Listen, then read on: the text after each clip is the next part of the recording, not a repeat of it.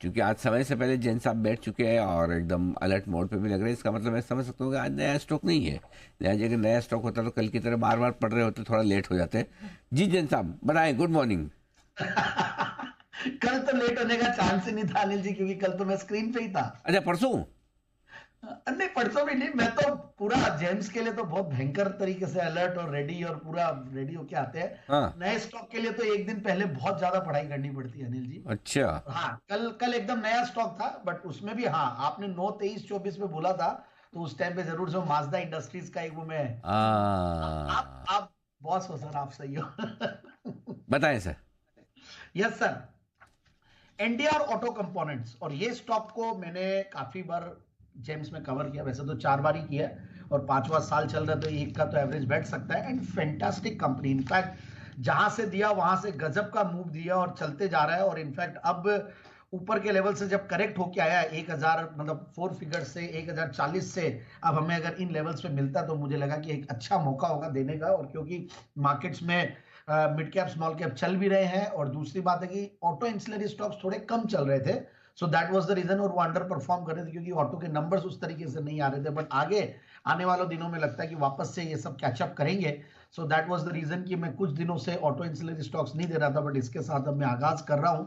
और ये कंपनी का बैकग्राउंड भी बहुत बढ़िया है। अगर इनकी ग्रुप कंपनीज देखें तो पहले, मतलब अब ग्रुप तो नहीं है, शारदा मोटर्स, मतलब शारदा मोटर्स से डीमर्ज हुई थी ये कंपनी 2019 में, और इसलिए मतलब एनडीआर मतलब रोहित रेलन ग्रुप हो गया, और शारदा मोटर अजय रेलन ग्रुप हो गया, और वो भी बहुत जबरदस्त परफॉर्म कर रही है। और वहां पे एक और भारत सीड्स बोल के एक और कंपनी, इन्हीं की ग्रुप कंपनी।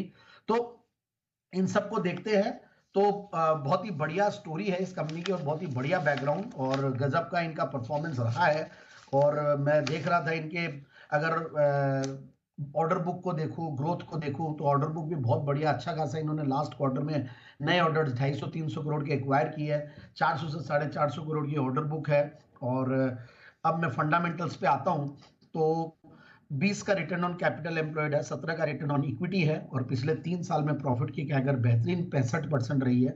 सेल्स की कैगर 74%, और उसके सामने वैल्यूएशंस देखें तो सस्ते हैं। तो प्योत्रोस की स्कोर पे भी बहुत गजब 8, which is again very good. और क्वार्टरली रिजल्ट्स दे वर फैंटास्टिक, 10 करोड़ के सामने 12 करोड़ का पैट था। हाईएस्ट एवर टीटीएम बेसिस पे प्रॉफिट्स पे बैठी हुई है कंपनी 44 करोड़ के।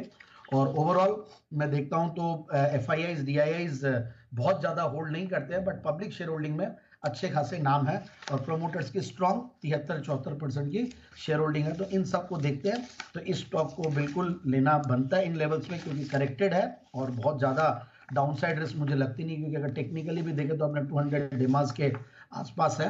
हर बार टारगेट्स अचीव है, तो इस बार भी उम्मीद है कि टारगेट अचीव होगा। Thank you so much. और 900 जो टारगेट्स मैं इस बार दूंगा 850 के। ओके, 850 के टारगेट के लिए एनडीआर ऑटो कंपोनेंट्स, इस पर फोकस करके चले। आइए कुछ